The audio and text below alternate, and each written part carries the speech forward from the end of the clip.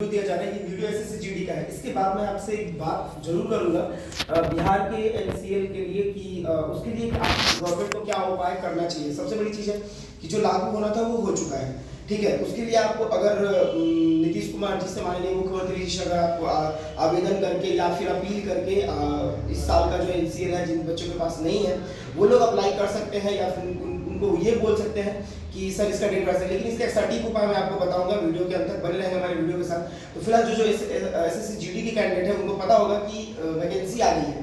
SSC GD की total vacancy आ गई है, अप्रॉक्स 26,000 प्लस सीट है।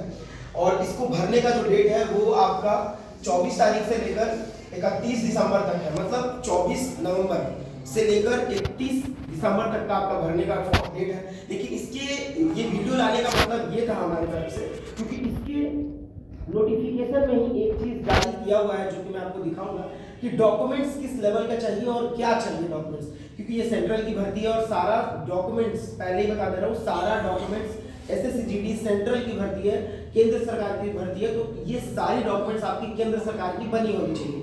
दूसरा नंबर बिहार सरकार की बात करते हैं। तो बिहार सरकार की जब भी वैकेंसी आती है उस वैकेंसी में आपको टोटल डॉक्यूमेंट्स आपका सीओ लेवल का यानी कि अंचल लेवल का बना होना चाहिए, प्रखंड लेवल का जिसको आप बोल सकते हैं कि बना होना चाहिए। अगर आप उस समय बिहार सरकार के गवर्नमेंट में अगर आप एसडीओ और डीएम का देते हैं तो वो मान्य नहीं होता है, क्योंकि वो सीओ का ही लेते हैं।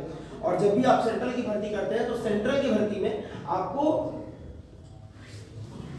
सेंट्रल का ही सारा सर्टिफिकेट लगेगा। जैसे कि देखिए ओबीसी, अब मैं एक चीज क्लियर कर दूं आपका सेंट्रल के लिए,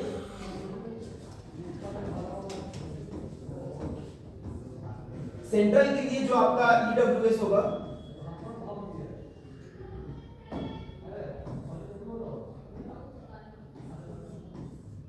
ये आपका वैलिडिटी 1 साल का जो है, और ये सेंट्रल से जब भी बनता है, याद रखिएगा ये सेंट्रल से जब भी एसडीओ या डीएम से बनेगा तो इसकी वैलिडिटी 1 ईयर होगी। लेकिन 1 ईयर जो काउंट होगी, जो 1 ईयर ये काउंट होगा, ये काउंट होगा जब जिस डेट को आपको बनाया है, मतलब जिस दिन आपका इशू हुआ है ठीक उसके अगले साल तक ये आपका वैलिड रहेगा। ये सेंट्रल से जो भी बच्चे ईडब्ल्यूएस के हैं जो बनवाए होंगे वो देखे होंगे कि जो भी सेंट्रल लेवल से बनेगा वो सेंट्रल लेवल की ईडब्ल्यूएस 1 साल की वैलिड होगी। लेकिन कब से? जब से आपका बन चुका है। मान लीजिए कि अप्रैल में बना है 1 अप्रैल को, तो वो अगले 2024 के अप्रैल तक वो वैलिड रहेगा। मान लीजिए वो अक्टूबर में बना है तो वो अगले 24 के अक्टूबर तक वैलिड रहेगा। ये चीज समझ लीजिए। लेकिन ये बिहार सरकार के सीओ वाले में ऐसा नहीं होता है। उस पर भी हम आएंगे, थोड़ी सी उस पर भी चर्चा होगी, क्योंकि इस बात की चर्चा एक वीडियो पहले आ चुकी है। बार बार वो वीडियो रिपीट करें वो अच्छा नहीं लगता है। तो मैं आपको बता दूं कि ईडब्ल्यूएस की जो वैलिडिटी है वो 1 साल है, ठीक है। इसमें कोई भी ईबीसी और बीसी नहीं होता है, क्योंकि ये सेंट्रल की भर्ती है। तो सेंट्रल की भर्ती के लिए ओबीसी है, ओबीसी आपका 3 इयर्स की वैलिड होती है, ये याद रखिएगा। बाकी एससी और एसटी सर्टिफिकेट जो है वो 1 ईयर की, ठीक है। बाकी ये सेंट्रल सारा डॉक्यूमेंट्स आपका सेंट्रल लेवल का ही बना होना चाहिए। अब मैं आपको डॉक्यूमेंट्स के बारे में दिखा दूं, क्योंकि इस चीज को थोड़ा ध्यान से समझ लीजिएगा कि ईडब्ल्यूएस की जो वैलिडेशन होती है सेंट्रल लेवल की, जिस दिन बनेगा, जिस महीने में बनेगा, ठीक उसके अगले साल के महीने तक वो वैलिड होगा। दूसरी नंबर चीज ओबीसी जो है वो आपको 3 साल की वैलिडेशन के साथ बनती है, और वो ओबीसी आपके फिजिकल आपके फॉर्म भरने के पहले तक है। क्योंकि मैं आपको एक चीज दिखा रहा हूँ वो चीज देखिएगा, और एससी का 1 साल का रहता है, ये चीज आप लोग ध्यान रखिएगा। तो सारे कैटेगरी को क्लियर करते हुए मैं बढ़ता हूँ, और ये भर्ती का भरने का मतलब भर्ती ऑनलाइन करने का जो डेट है ये एसएससी का आप देख सकते हैं, जो कि 24/11 से 31/23 तक है, ठीक है। लास्ट पेमेंट आपका 1 तक आप कर सकते हो, 1 जनवरी 2024 तक आप लास्ट पेमेंट कर सकते हो, ठीक है। कोई भी करेक्शन वगैरह करना है तो उसके लिए एप्लीकेशन फॉर्म मिलेगा, जो कि 4/1 से लेकर 6 यानी 2 दिन की आपको टाइम मिल जाएगी। और कंप्यूटर बेस्ड एग्जाम जो है वो आपका फरवरी या मार्च में ऑर्गेनाइज कर दिया जाएगा, ठीक है। तो इस चीज को आप लोग थोड़ा सा ध्यान में रखिए। अब हम आपसे बात करते हैं सीधा डॉक्यूमेंट्स के बारे में। देखिए अब ये जो डॉक्यूमेंट्स की बारी आ रही है, ये इसमें मैं आपको बता दूं कि 6.3 पारा 6.3 पेज नंबर 7 देख लीजिएगा आप लोग भी डाउनलोड करके, ठीक है। डाउनलोड करके देख लीजिएगा। इसमें एक लाइन लिखा हुआ है, crucial date for claiming SC, ST, OBC and EWS status will be closing date for receipt of online application, मतलब आपकी जो फॉर्म भरने की अंतिम तिथि है उस समय तक की आपकी पूरी डॉक्यूमेंट्स सेंट्रल लेवल से बनी होनी चाहिए। टोटल डॉक्यूमेंट्स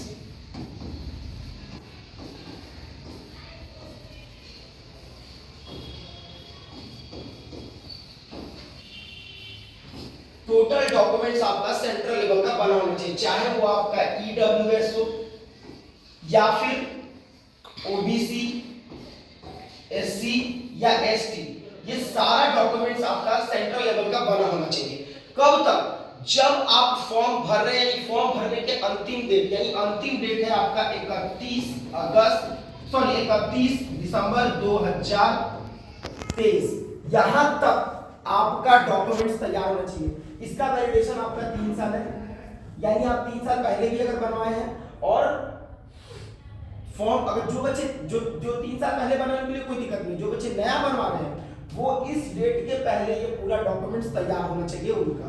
अगर इस डेट के बाद अगर उनके पास कोई डॉक्यूमेंट्स होगी तो वो डॉक्यूमेंट वेरिफिकेशन में वो छट जाएंगे, वहां से वो आउट हो जाएंगे। तो सबसे बड़ी चीज है कि आप ये कोई भी स्टेट हो, आप किसी पूरे ऑल ओवर इंडिया की मैं बात कर रहा हूँ, जिस भी स्टेट की आपको ईडब्ल्यूएस, ओबीसी, एससी, एसटी है, वो आपके फॉर्म भरने तक के पहले का, यानी कि form last submission date, form के लास्ट सबमिशन डेट के ठीक पहले तक का, मतलब 31 के पहले तक का आपका बना होना चाहिए। अगर आप 31 यानी कि इस साल नहीं बनवाते हैं, अगले साल बनवाते हैं, तब आपकी पात्रता रद्द कर दी जाएगी। आप रिटर्न करोगे, फिजिकल करोगे, मेडिकल करोगे, मेडिकल में डॉक्टर वेरिफिकेशन है तो वहां से आपको आउट कर दिया जाएगा, मेरिट के टाइम पे आपका मेरिट नहीं आएगा।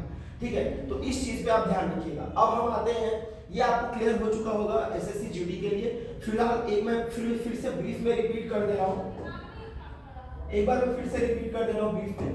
देखिए, ये जो एसएससी की वैकेंसी है, ये वैकेंसी आपको 24 तारीख को ऑनलाइन होना शुरू हो गया है और 31 तक लास्ट चलेगा। और इस वैकेंसी को भरने के लिए आपको सेंट्रल लेवल का सारा चीज सेंट्रल लेवल का ही होना चाहिए।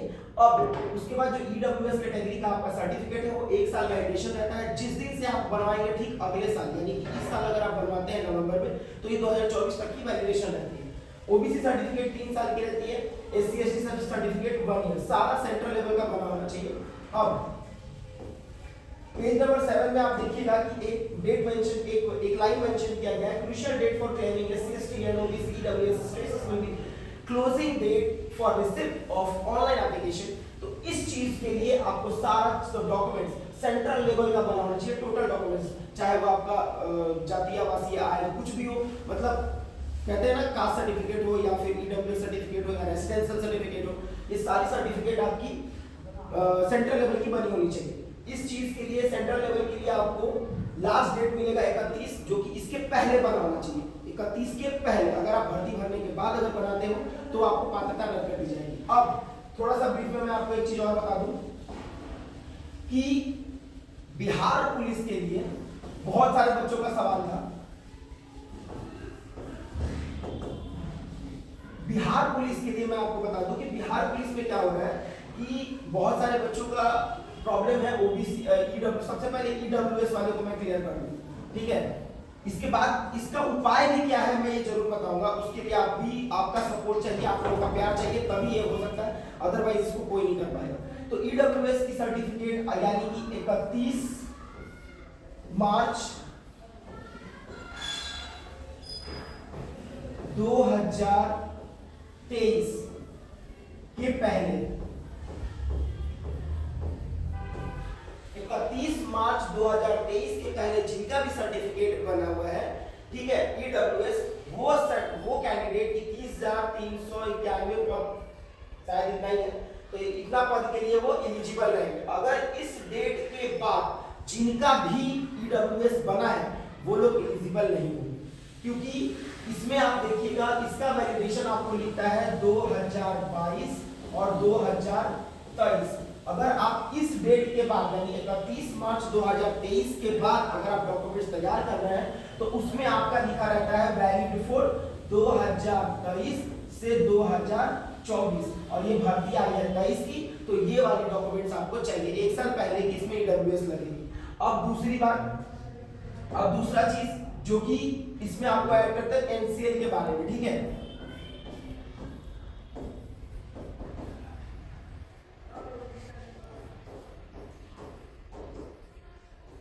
बिहार पुलिस के लिए एनसीएल का मैं क्या माजरा है बता दे रहा हूँ।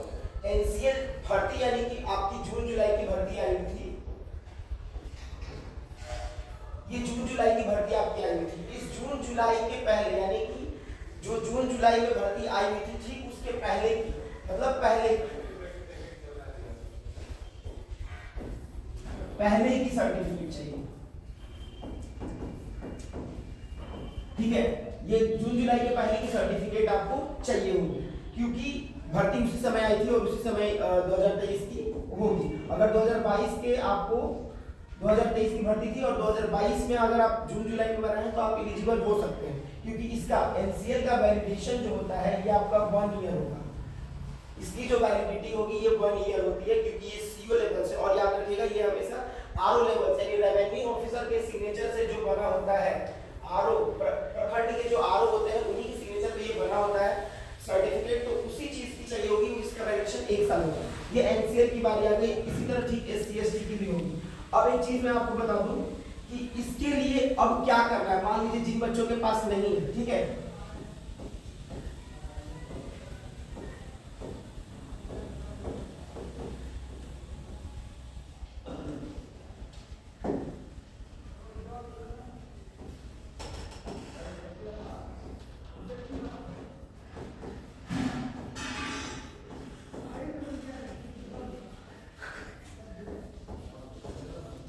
जिन बच्चों के पास नहीं है वो क्या करेंगे, वो एक चीज कर सकते हैं। अगर सीएसबीसी